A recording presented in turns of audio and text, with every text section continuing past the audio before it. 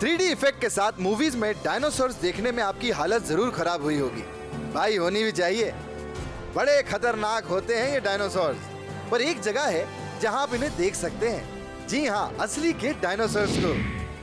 अहमदाबाद गुजरात से 80 किलोमीटर दूर बालासिनौर में है डायनासोर फॉसिल पार्क। यहाँ है डायनासोर्स के फॉसिल्स जो इन इलाकों में करीब 6.5 करोड़ साल पहले रहते थे। फॉसिल्स यानी जीवाश्म लाखों करोड़ों साल पहले के जीवों के सुरक्षित अवशेषों को कहा जाता था। पैलेंटोलॉजिस्ट का मानना है कि यहाँ डायनासोर्स के करीब 7 प्रजातियां रहती थी और रिसर्चर्स को भी अब तक यहाँ अप्रॉक्सीमेटली 10,000 डायनासोर्स के अंडे मिले हैं। पता करते हैं यहाँ की honorary guardian and custodian Alia ji से कि आखिर इस पार्क की शुरुआत कैसे हुई। सन 1981 की सर्दियों में गुजरात के रयोली नाम के एक छोटे से गांव से पेलियंथोलॉजिस्ट्स को डायनासोर्स के अवशेष मिले और सन 2007 में उन्होंने डायनासोर्स की एक नई प्रजाति खोज निकाली जिसका नाम उन्होंने रखा राजासोरस नर्मदेंसिस। राजासोरस नर्मदेंसिस करीब 9 मीटर लंबे और 2.5 मीटर ऊंचे कार्निवोरस डायनासोर होते थे। और आपको पता है कि वो अपने ब्रेकफास्ट, लंच और डिनर में भी इन लंबी गर्दन वाले टाइटानोसोरस को ही खाते थे, जो सबसे बड़े डायनासोर्स में से एक थे। राजासोरस टी-रेक्स से भी खतरनाक डायनासोर्स थे। इनके सर पर एक सींग जैसा पार्ट था जो किसी राजा के मुकुट की तरह लगता था, इसलिए इसे राजासोरस कहा गया। और क्योंकि इनके कुछ अवशेष नर्मदा नदी के पास भी मिले, इसलिए इनका सरनेम नर्मादेंसिस रखा गया।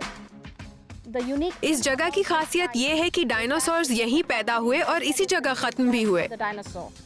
पेलियंथोलॉजिस्ट्स को इस जगह से डायनासोर्स के कई सारे अंडे मिले, जिसमें टाइटानोसोरस और राजासोरस के अंडे भी शामिल थे।